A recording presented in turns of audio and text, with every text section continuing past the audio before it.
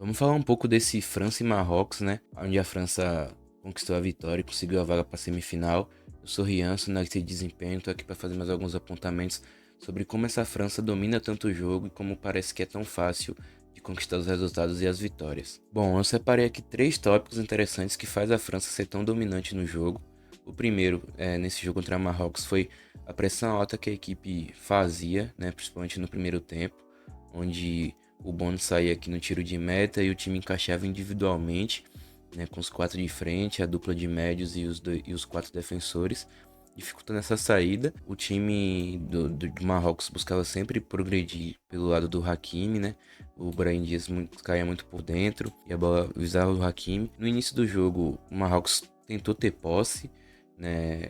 E a França não tem problema em marcar, em defender. Tentou ter posse, mas muito atacando a profundidade sem estruturar muito os ataques, acionando o Hakimi ultrapassando, ou então o Hakimi recebendo essa posse aqui e buscando acionar alguém em profundidade. Mas outro fator muito interessante é que os dois defensores da França, Saliba e o Pamecano, são muito bons defendendo espaço, fazendo coberturas, e isso facilita, né, o jogo da França marcando alto, porque quando a bola é lançada na profundidade tem dois monstros defensivamente para realizar essa ação de defesa. O Marrocos, né, tentou variar a estrutura para tentar sair jogando, tinha uma posse muito estéril aqui nessa primeira fase, quase segunda fase de construção, que a França sufocava, buscando roubar a bola, e o Marrocos tentava ficar com a posse e não conseguia progredir.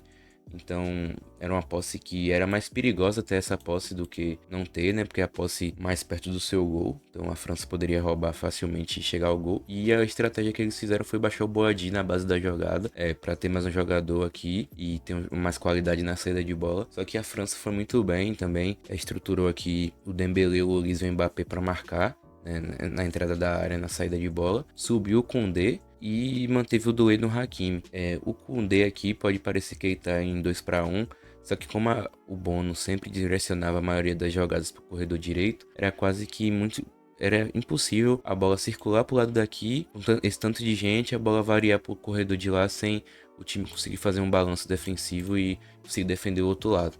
Então o Koundé dividia aqui entre ficar estabelecido na última linha e saltar no lateral, mas a bola quase nunca chegava cá porque a bola saía do lado do Hakimi, e para circular para outro lado, mesmo se fosse com bola longa, o time conseguia circular. O Dembélé é muito forte, abordando e acelerando para pressionar, os médios também. Então, mesmo com essa alteração do Marrocos, que é interessante, né, tirar um jogador de dentro para trazer para fora para construir, mesmo dessa forma o Marrocos não teve efetividade porque a França estruturou bem esse bloco defensivo, com o Mbappé sendo muito voluntarioso defendendo, o próprio Olise.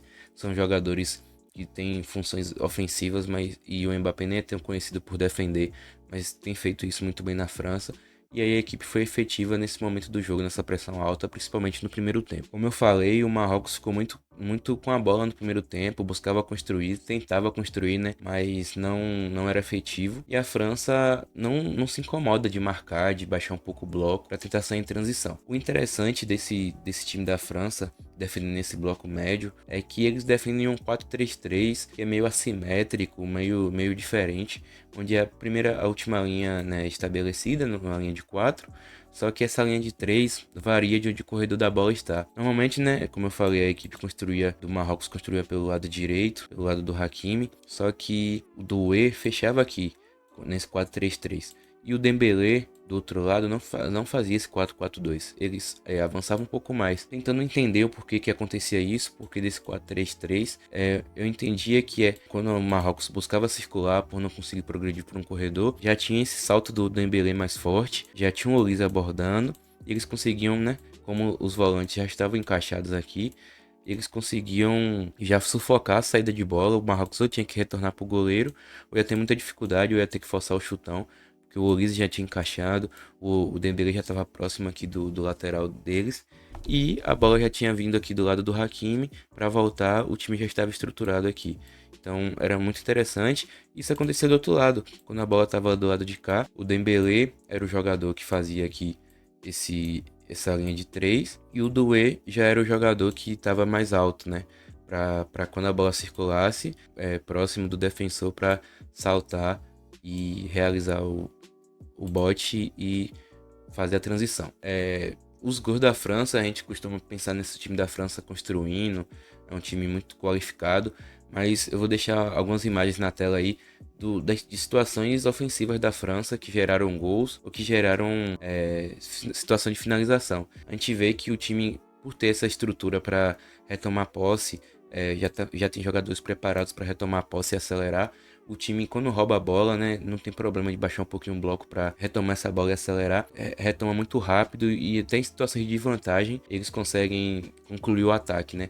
Às vezes retoma a posse e tem Mbappé, Olise e Dembélé acelerando e fica muito difícil para a última linha defensiva do adversário.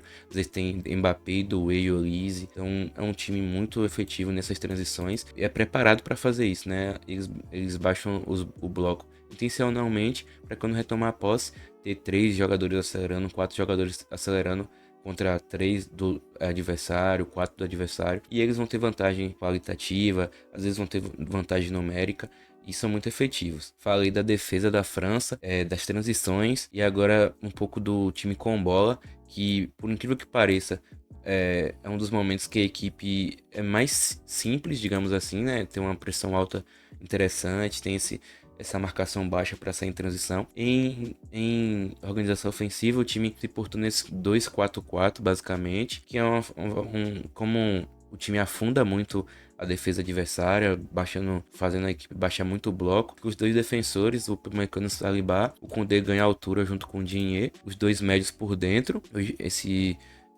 Com o Koundé, eu acho muito mais interessante que o Tchouaméni, porque ele tem mais a chegada na área, mais deslocamento. O Tchouaméni é um jogador que é mais central aqui, de baixar entre os zagueiros, de manter mais uma posição, e o Koundé tem mais essa mobilidade.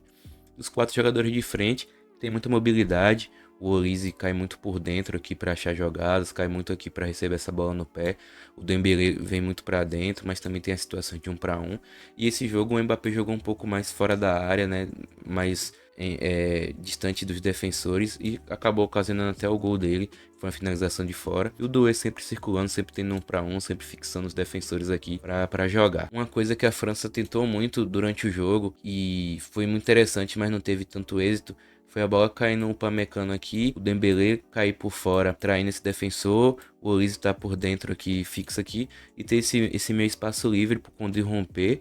Acabou que às vezes o Koundé não conseguia ser efetivo para receber o passe, às vezes o Upamecano errava a medida do passe e acabava saindo a bola em linha de fundo, mas foi movimentos interessantes, onde jogadores abriam espaço por Koundé romper. Às vezes a gente tá esperando o ataque do Olise, do Dembélé, e era o Koundé que rompia. E se fosse que tivesse um pouquinho mais de capricho, de assertividade entre os dois, tinha saído mais jogadas interessantes aqui, chegando na linha de fundo, pro Mbappé atacar a área, pro próprio Olise atacar a área. Então é esse um dos motivos desse sucesso da França. Além da qualidade técnica dos jogadores, o time é muito preparado para todas as situações do jogo, basicamente. Se tem transições defensivas, tem o Upamecano, Saliba, os dois médios para correr para trás, para transicionar. Se tem situações para marcar alto, o time é muito bom, com o Dembélé, com o Olise, o Mbappé fazendo um papel interessante defensivamente, marcando alto, focando no adversário. Se baixa o bloco, tá estruturado para já sair em transição, para ter o Dembélé, o Olise, o Mbappé e o Doué correndo para frente, transicionando em transição ofensiva. E se tem a bola, né, afunda o adversário, faz o adversário marcar muito baixo, circula a posse e uma hora vai sair alguma ruptura, algum passe cavado, alguma ação que gera finalização, um time que gera muita finalização de fora, de dentro da área, atacando espaço. Então é um time que parece que a qualquer momento vai ganhar o jogo, porque em todas as situações do jogo ele é efetivo, ele tem alguma ação que vai ser predominante, vai ser importante, né? E isso se vale tanto desse modelo de jogo, tanto dos jogadores que tem de qualidade. Quando sai do banco, sai o Cherki, sai o próprio Barcola que disputa a posição com o Doué. Na defesa, tem o Theo Hernandes para entrar. O Tchouaméni e o Koné estão disputando essa vaga. Então é um time muito qualificado. Tem um modelo de jogo que se faz valer de todas as fases do jogo para ser efetivo. Então é isso, espero que tenham gostado. Pretendo trazer mais jogos dessa Copa do Mundo, mais análises, tanto dessas quartas de final, das semi e da final. Espero que tenham gostado. Comenta aí, comenta alguma coisa que você quer ver aqui no canal, o que você achou do jogo da França, do Marrocos, dessas propostas das duas equipes. E é isso, e tamo junto.